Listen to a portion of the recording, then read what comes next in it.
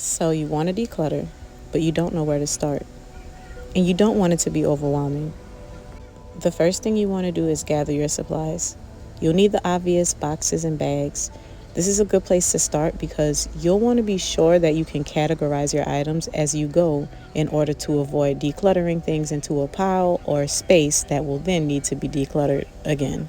Next, you just want to choose a place to start. Pick one room and start in one spot. Work your way around that room. Touch everything and make a decision to keep or declutter. Now, it may seem extreme to touch everything, but it's absolutely necessary to do so. We often don't even understand just how much we have accumulated because we don't ever really experience it. Also, there are things we see daily and don't realize we don't have a use for it. So, touching each item will force you to pay attention to those items and to make a quick decision on how to handle them. As you're going through this process, ask yourself if these things are useful. If yes, am I using it regularly? Is it benefiting me? If yes, keep it. If not, can someone else benefit from it?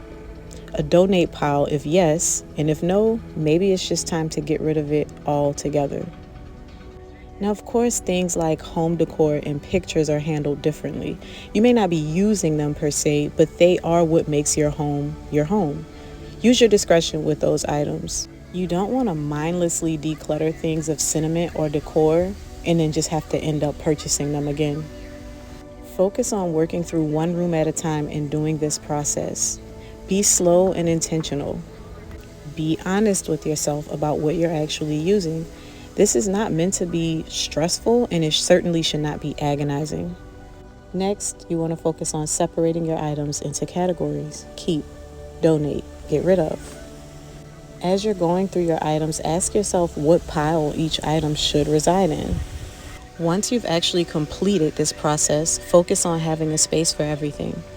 This is important because when everything has a space, it's so easy to stay organized. It becomes easier to maintain a free and clear space because there is essentially nothing to declutter. You don't have to go out and buy organized storage solutions or bins, but you should take advantage of what you already have available to you.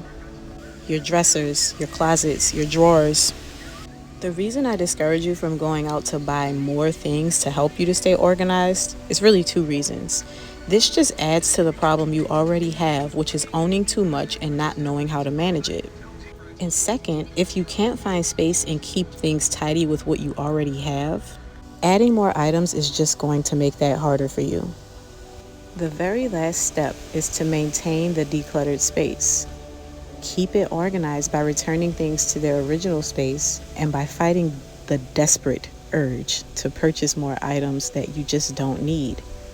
And that's really all there is to it. I want to congratulate you in advance on decluttering your space.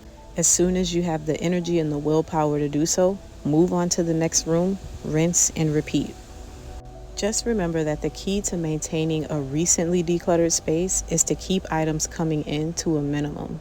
Buy only what you can actually use or benefit from. Otherwise, you'll find yourself in the same cycle of constantly needing to do a deep and long, extensive declutter. See you in the next one.